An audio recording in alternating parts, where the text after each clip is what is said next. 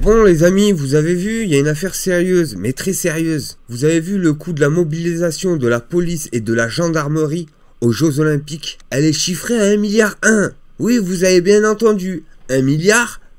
Comment vous voulez sortir du gouffre quand les personnes se servent dans la caisse des Français pour faire n'importe quoi en France?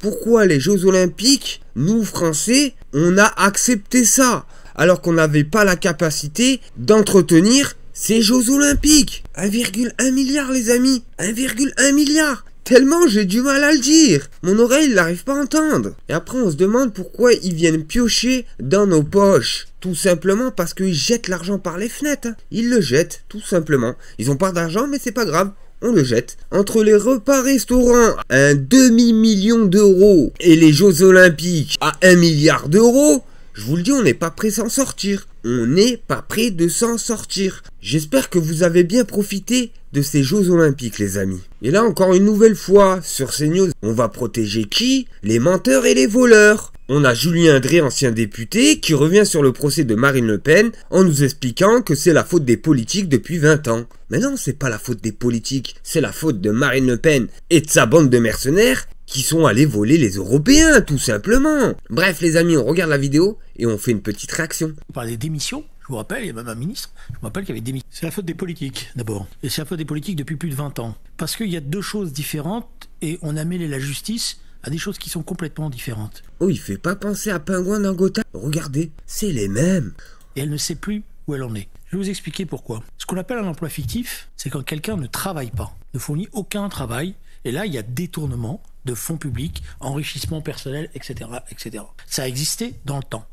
Dans le temps? T'es bien sûr de ça? Eh ben, dans le temps. Emploi fictif de la prison ferme requis contre Marine Le Pen, son parti crie au complot. Ah bien sûr. Aux peines de 5 ans de prison, dont 3 ans avec sursis et 5 ans d'inéligibilité avec exécution provisoire a été requis pour l'ex-présidente du RN. Une amende de 4,3 millions d'euros, par ailleurs, a été requis contre le parti. Mais c'est pas fini. Les députés, les collaborateurs du RN, Rassemblement National, redoutaient une réquisitoire sévère dans l'affaire des emplois fictifs au Parlement européen. Alors là, on nous explique qu'il n'y avait pas un emploi fictif, il y en avait plusieurs. Bah bien sûr les amis, 8 millions d'euros, ça disparaît pas comme ça. Mais celui-ci s'est révélé impitoyable. Le 13 novembre, le ministère public français a requis une peine de 5 ans d'emprisonnement contre Marine Le Pen, dont 2 fermes avec aménageable, avec bracelet électronique, une amende de 30 000 euros. Le 13 novembre, le ministère public français a requis une peine de 5 ans d'emprisonnement contre Marine Le Pen, dont 2 ans ferme, aménageable, avec un bracelet électronique, et une amende de 30 000 euros. Mais qu'est-ce que c'est que ça? Elle a volé 8 millions d'euros? 8 millions d'euros les amis. Pour ça on essaie de la condamner pour qu'elle rembourse 30 000 euros. Vous aurez bien compris les amis que c'est la nouvelle série qui arrive sur Netflix. Le tout assorti à une exécution provisoire, c'est-à-dire appliquée immédiatement, même en cas d'appel, ceci pour compromettre les ambitions présidentielles de la figure d'extrême droite pour 2027. Nous sommes ici dans une enceinte judiciaire et le droit s'applique à tous, a insisté le procureur Nicolas Barré. Demande que cette peine s'applique dès la condamnation, même si la triple candidate à la présidentielle fait appel. Une telle peine viendrait à interdire aux prévenus de se présenter à des futures élections locales ou nationales, a précisé le procureur devant Marine Le Pen. Un système organisé de détournement de fonds. Écoutez bien. Au fil de leur réquisition, les procureurs ont détaillé mercredi l'architecture d'un système qui a, selon eux, mis en place au Front National, devenu le Rassemblement National, entre 2004 et 2016, consistant à embaucher des assistants parlementaires européens fictifs, qui travaillaient en réalité pour le parti. Et c'est ce que je vous disais dans la vidéo précédente, c'est que les 8 millions, elle a pas acheté une maison avec, elle a acheté des mecs pour soutenir le parti du RN. Et c'est pour ça que depuis 2-3 ans, on voit que ça dans les télévisions françaises.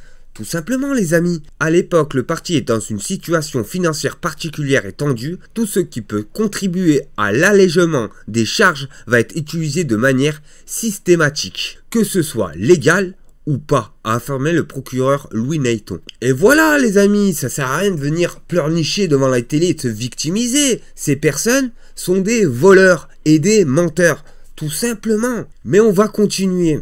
Parlement européen ne fait qu'un contrôle de comptable, pour le reste, il fait confiance aux eurodéputés quant à l'utilisation de leur dotation mensuelle de 21 000 €, vous avez bien entendu, alors que c'est trop tentant, ces enveloppes vont apparaître comme une aubaine à être utilisées comme telles, a insisté le magistrat. Et ce système, dit l'accusation, va renforcer avec l'arrivée en 2011 de Marine Le Pen à la tête du parti, avec un salarié chargé de la gestion des contrats européens. À votre avis, on a payé comment Bardella? Et tous ces comiques qui se ridiculisent à la télévision française, qui rend compte seulement à la présidente des donneuses d'ordre. Le Parlement européen a évalué son préjudice financier à 4,5 millions d'euros, mais n'en réclame que 3,4, une partie ayant été remboursée. Mais bien sûr. Et là, t'as ces personnes-là qui viennent se pavaner sur les plateaux TV comme des mafiosos en expliquant que Marine Le Pen est victime. C'est un truc de fou, les amis. Et ça, un peu moins aujourd'hui, mais il y a eu, dans le cadre des collaborateurs, ce qu'on appelait des emplois fictifs, c'est-à-dire des gens qui ne travaillaient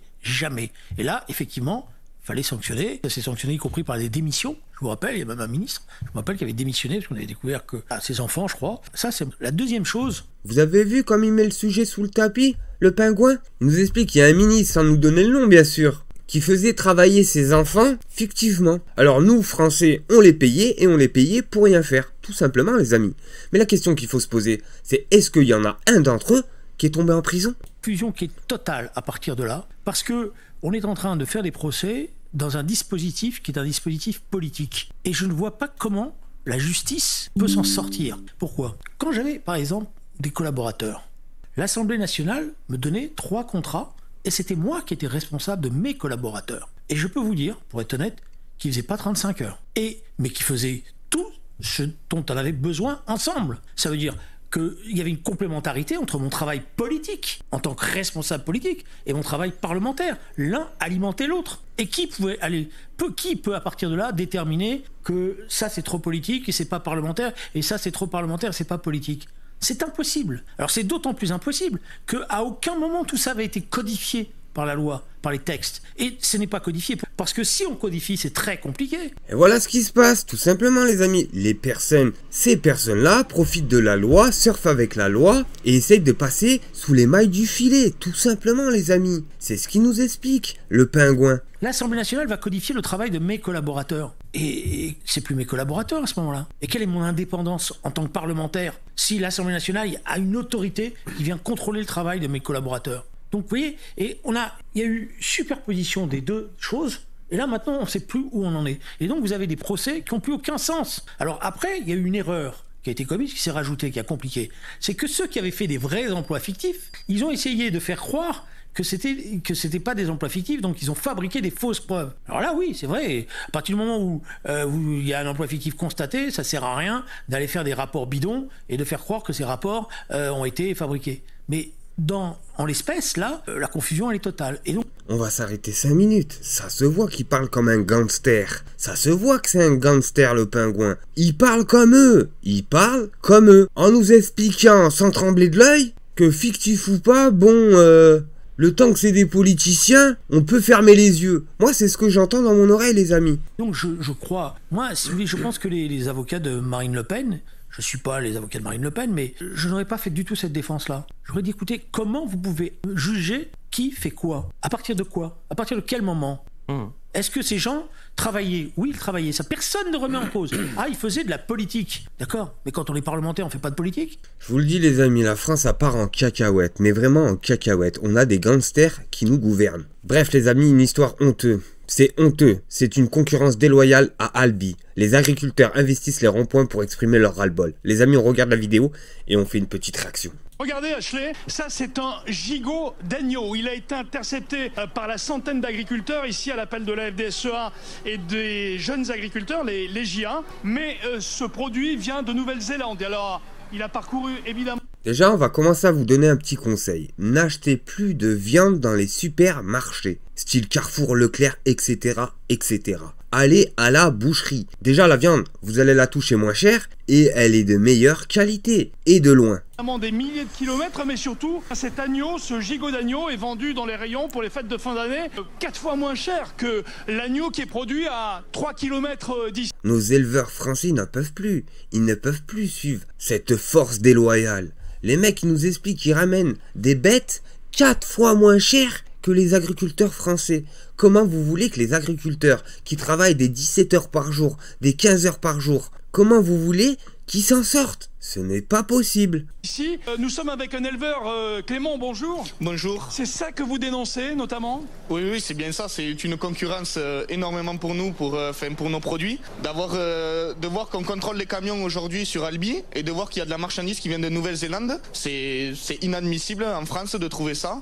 Et nos purs citoyens français qui sont au bout, ils prennent toujours le moins cher, mais on ne devrait jamais avoir ça dans nos magasins. On ne sait pas ce qu'il y a là-dedans, ce que ce gigot a eu, ce que cet agneau a bouffé. Mais bien sûr les amis, bien sûr. Et c'est pour ça que quand vous mangez de la viande dans les supermarchés, elle a un goût spécial, hein, je vous le dis. Hein. Assez spécial même, parce qu'on les booste. On sait pas ce qu'ils ont mangé dans leur pays. Déjà, ils ont fait des milliers de kilomètres. On les a congelés, décongelés, congelés, décongelés. Derrière ça, quand les bêtes ils étaient vivants, on les a boostés. On les a piqués, on les a drogués. Moi, je sais pas les amis. Mais je vous le dis les amis, j'ai une question.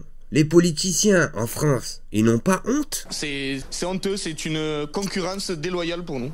Alors c'est ce que vous dénoncez depuis maintenant une bonne heure ici sur ce rond-point à l'entrée d'Albi. Vous êtes un jeune agriculteur, vous avez 18 ans. Ça vous donne envie de faire ce métier malgré les difficultés? Ça nous donne envie parce qu'on s'y tient, c'est pour la famille. C'est une ferme familiale où je suis, donc on s'arrache pour tout faire et pour survivre l'agriculture. Mais à force, un jour ou l'autre, on va tout lâcher ou... Mais bien sûr, il a raison. Généralement, c'est familial en France. Généralement, c'est familial. Mais vous voulez savoir pourquoi?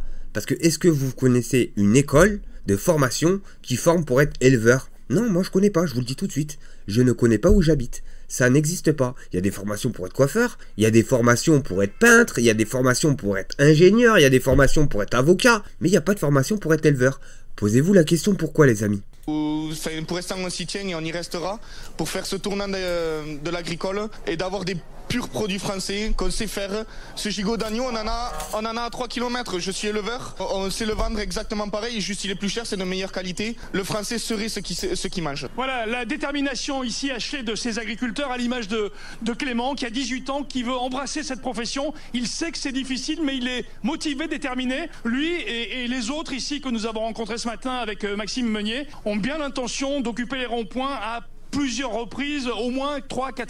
Et c'est ça qui est fou les amis, c'est que si on continue sur le même chemin, le pays ne va plus rien produire. Et à la fin, la question qui va se poser, on va manger quoi? Sur ce les amis, merci de m'avoir suivi, au prochain épisode, merci à tous.